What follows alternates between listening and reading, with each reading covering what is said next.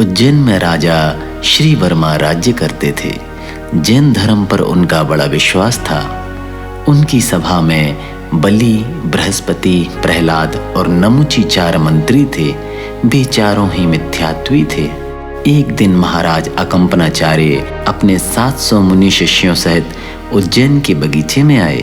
उन्होंने अवधि ज्ञान से जान लिया कि यहाँ के राज्य मंत्री मिथ्यात्वी हैं, इसलिए अपने शिष्यों से यह कह रखा था कि सब साधु मौन रहे, कोई आवे तो बिल्कुल बातचीत नहीं करे। गुरु की यह आज्ञा सुनकर सब मुनि धर्म ध्यान में लीन हो गए। मुनि समूह आया जान नगर के लोग उनकी पूजा वंदना को जाने लगे।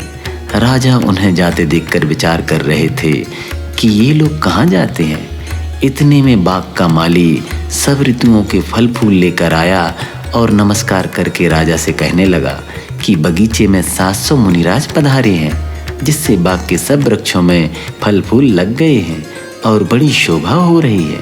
यह सुनकर राजा ने कहा कि हम भी मुनिराजों के दर्शन करेंगे, परंतु चारों मंत्री जैन मुनियों की निंदा करने लगे। पर राजा ने उनकी एक न मानी और रणवास सहित बड़े साजबाज से साधु वंदना को निकल पड़े।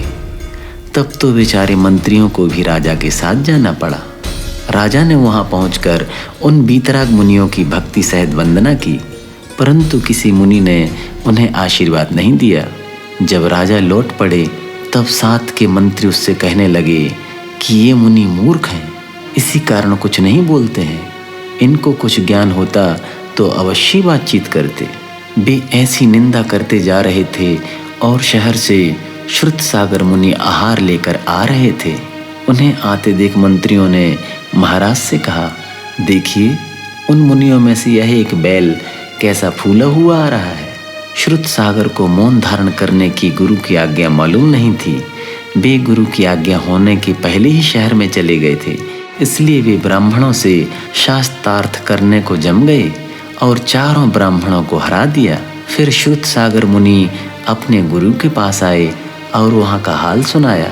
तब गुरु कहने लगे कि तुमने यह भला नहीं किया, अब तुम शास्त्रार्थ के स्थान पर खड़े रहो, नहीं तो सब साधुओं पर विपदा आना संभव है।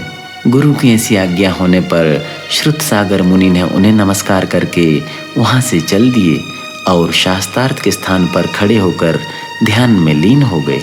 इन मंत्रियों का राजा के सामने हारने से बड़ा क्रोध आया और उन्होंने सब मुनियों को मार डालने की तैयारी की। रात को भी चारों हथियार लेकर आए और रास्ते में श्रुतसागर मुनि को खड़ा देखकर कहने लगे कि इसी ने हमारा अपमान किया है, अतः पहले इसी का काम तमाम करना चाहिए। इसलिए चारों ने एक साथ मुनिराज पर तलवारें उठाईं, परंतु नगर के देवता ने उन चारों को कील दिया और वे तलवार उठाए जैसे कि तैसे खड़े रह गए। जब सवेरे राजा को यह हाल मालूम हुआ तब वे वहाँ गए और उन चारों की बहुत बुरी दशा करके उन्हें देश से निकाल दिया। वे चारों पापी भटकते भटकते हस्तिनापुर में पहुँचे और वहाँ के राजा पद्म के मंत्री बनकर रहने लगे। राजा पद्म के पिता महापद्म और छोटे भाई विष्णु कुमार मुनि हो गए थे। इससे कुंभक नगर का राजा सिंहबल उपद्रव करने लग गया था।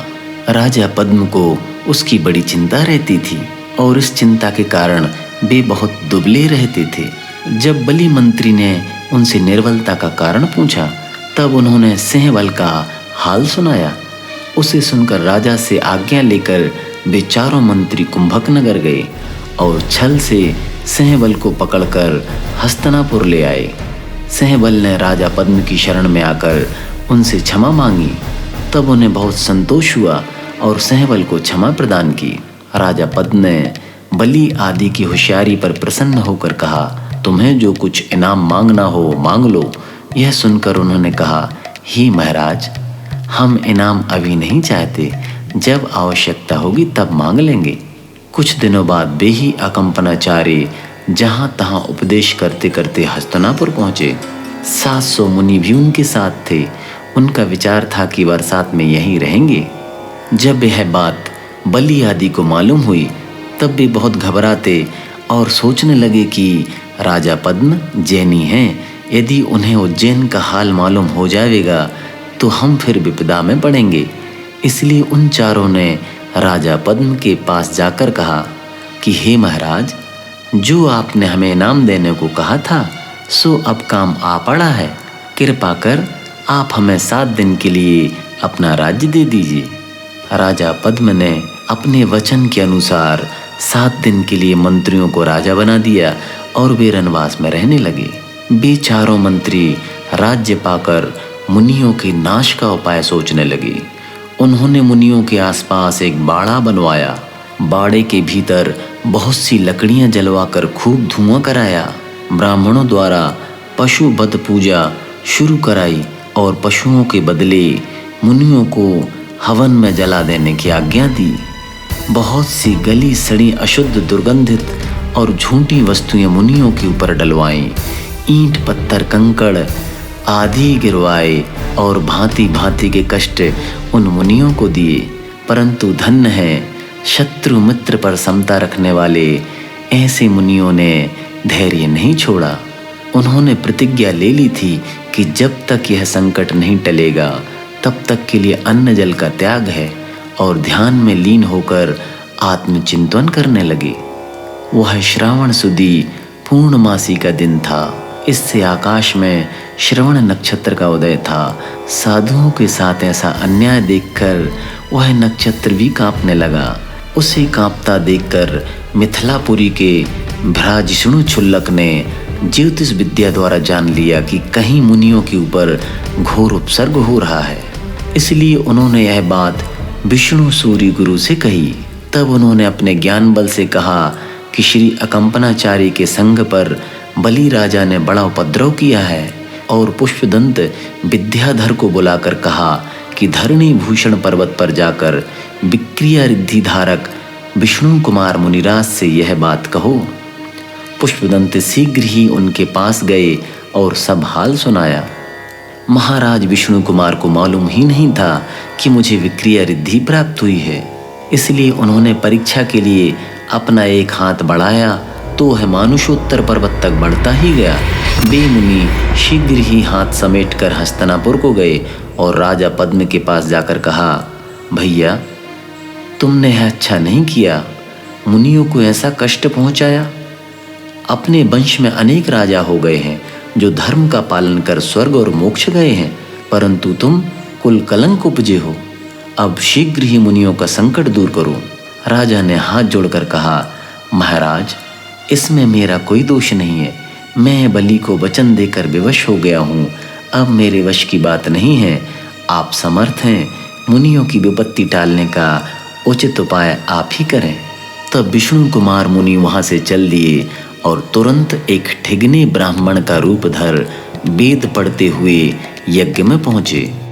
बलि उन्हें देखकर बहुत आनंदित हुआ और कहने लगा, हे महाराज इस समय जो इच्छा हो दान में मांग लीजिए।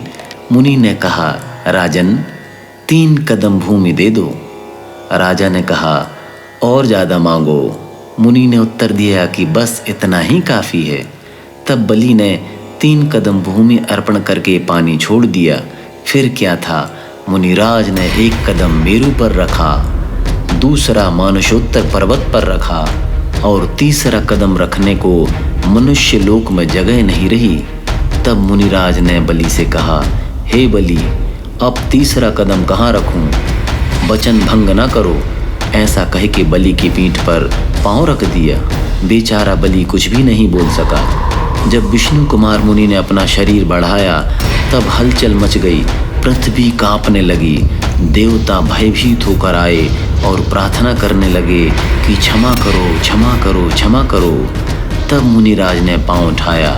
राजा पद्म भी दौड़ा दौड़ा आया और श्रावकों से 700 मुनियों की औषधि मिश्रित आहार आदि से वैयावृत्ति की।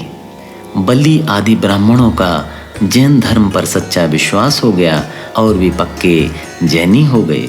श्रावण सुदी पूर्णिमा को मुनियों के धर्म की रक्षा हुई थी, इसीलिए तभी से श्रावण सुदी पूर्णिमा को रक्षा बंधन का पर्व मनाने की परिपाटी है। हम सबको चाहिए कि धर्मात्मा जीवों से प्रीति रखें, उनके ऊपर कोई दुख आ पड़े तो उसे दूर करें और श्रावण सुदी पूर्णिमा के दिन रक्षाबंधन, विष्णु कुमार मुनि की कथा और कई पुण्य के काम बड़े उत्साह से किया करें। सारांश, देखो विष्णु कुमार मुनि भी साधुओं का दुख दूर करने के लिए दौड़ गए, तो हमें भी उचित है कि अपने साधर्मी भाइयों पर प्रेम रखें और उन्हें सदा सहायता किया करें। जिन धर्म प्रभावन परिवार रक्षाबंधन के इस महापर्व पर श्री विष्णु कुमार मुनिराज जी और 700 मुनिराजों के चरणों में कोटि कोटि शा नमस्कार करता है और साथ ही संसार के समस्त प्राणियों के लिए सुख साता की जिनेंद्र भगवान से प्रार्थना करता है।